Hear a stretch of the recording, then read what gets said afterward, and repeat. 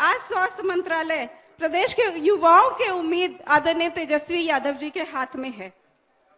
जब से माननीय उप मुख्यमंत्री जी ने सत्ता संभाली है, यहाँ पर स्वास्थ्य मंत्री जी के रूप में आए हैं, दिन रात उन्होंने चुस्त दुरुस्त व्यवस्था को चुस्त दुरुस्त करने का काम किया है।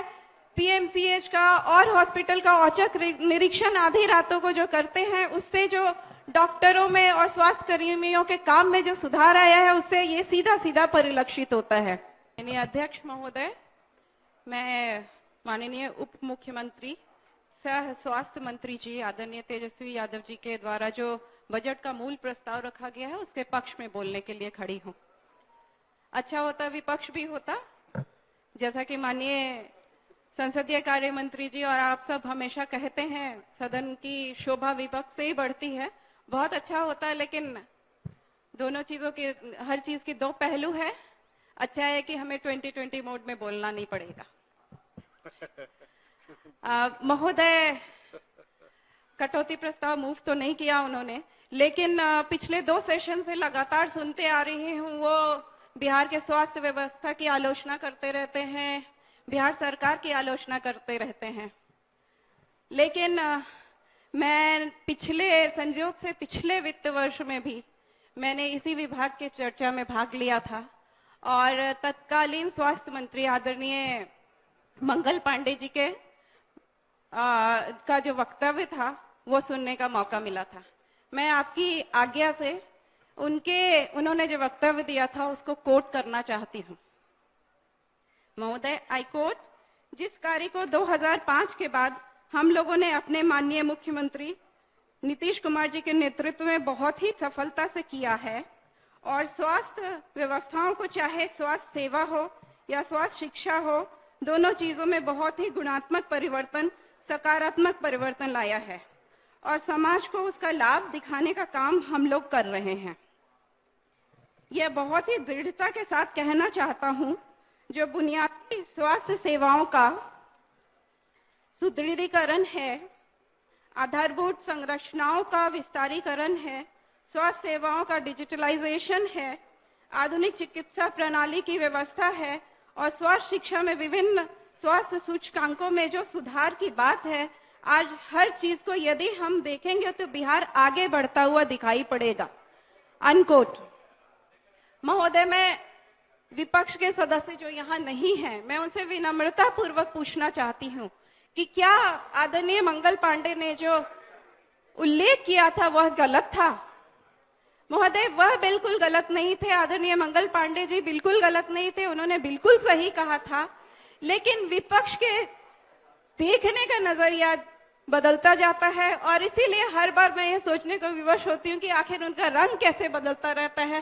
सिर्फ उनका चश्मे का नंबर और रंग बदलता है, उनका नजरिया इसीलिए बदलता रहता है। महोदय, मैं विपक्ष के लोगों को की सोच भले ही चेंज हो गई हो, भले ही बदल गई हो महोदय, लेकिन मैं अपनी बातों पर अभी भी कायम हूँ। पिछले वर्ष जो मैंने कहा था अभी भी उसी पर कायम हूँ।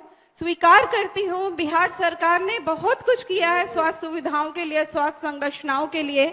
अभी भी बहुत कुछ करना बाकी है। मुझे प्रसन्नता है कि उप मुख्यमंत्री जी के रूप में बिहार को बहुत ही डायनेमिक और ऊर्जावान स्वास्थ्य मंत्री जी मिले हैं। महोदय, आज प्रतिपक्ष के साथी हर चर्चा में स्वास्थ्य सुविधाओं में ढेर सारी कमियां बताते हैं, लेकिन वह भूल गए हैं शायद कि अगर 2-3 वर्षों को छोड़ दिया जाए तो हमेशा, धन्यवाद, आप आ गए विनय भाई, बहुत बहुत धन्यवाद। तो 2-3 वर्षों को छोड़ दिया जाए तो हमेशा उनकी ही पार्टी के माननीय सदस्यगण स्वास्थ्य मंत्री रहे हैं।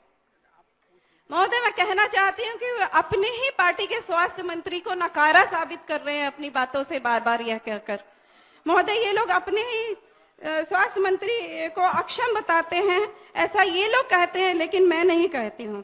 परंतु महोदय, आज स्वास्थ्य मंत्रालय प्रदेश के युवाओं के उम्मीद आदरणीय तेजस्वी यादव जी के हाथ में है। जब से माननीय उप मुख्यमंत्री जी ने सत्ता संभाली है, यहाँ पर स्वास्थ्य मंत्री जी के रूप में आए हैं, दिन रात उन्होंने चुस्त दुरुस्त व्यवस्था को चुस्त दुरुस्त करने का काम किया है। पीएमसीएच का और हॉस्पिटल का औचक निरीक्षण आधी रातों को जो करते हैं, उससे जो डॉक्टरों में और स्वास्थ्य कर्मियों के काम में जो सुधार आया है, उससे ये सीधा सीधा परिलक्षित होता है। महोदय, माननीय मुख्यमंत्री जी ने सपना देखा था कि पीएमसीएच में विश्व स्तरीय और विश्व का सबसे बड़ा अस्पताल बने, सबसे ज्यादा बेड का अस्पताल बने। मुझे फक्र है कहते हुए कि यह काम बहुत ही मजबूती से आगे की ओर बढ़ रहा है। महोदय, राज्य में जब माननीय मुख्यमंत्री जी ने सत्ता संभाली थी, 8 मेडिकल कॉलेजेस थे, आज की डेट में 20 हैं।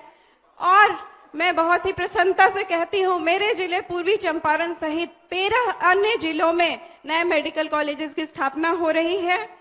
एएनएम, जीएनएम, पैरामेडिकल संस्थानों की पढ़ाई पर भी ध्यान दिया जा रहा है। महोदय, स्वास्थ्य के क्षेत्र में कई सारे काम किए गए हैं जो अतुलनीय हैं। जैसे बाल हृदय योजना के तहत बच्चों को मुफ्त चिकित्सा दूसरे राज्यों में, गुजरात में जाकर दी जा रही है। उसके आने जाने का परिवार के सहित भी सरकार उसकी व्यवस्था करती है। ये बहुत ही कमेंडेबल जॉब है। महोदय, एसेंशियल ड्रग की लिस्ट में 611, पहले 387 ड्रग्स हुआ करते थे, अब 611 ड्रग्स हुआ करते हैं जो निःशुल्क लोगों को मिलेंगे। गवर्नमेंट मेडिकल कॉलेजेस में और 29 जिला अस्पतालों में सीटी स्कैन की भी सुविधा दी गई है।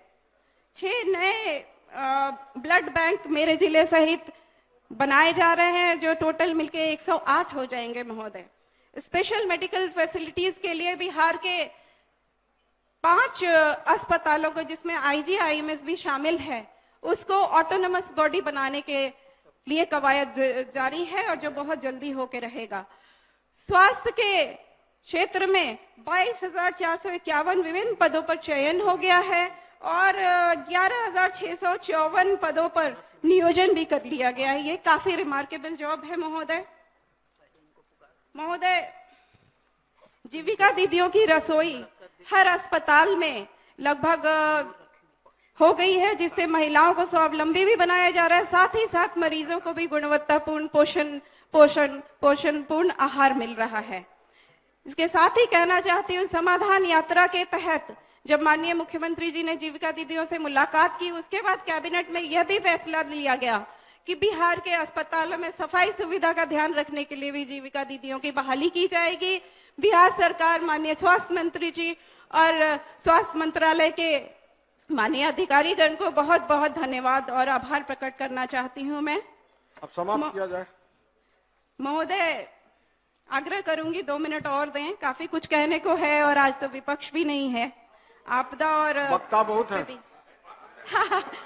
धन्यवाद उनको मैंने बोला। समाज कल्याण और आपदा प्रबंधन में भी बहुत काम हुआ है। महोदय,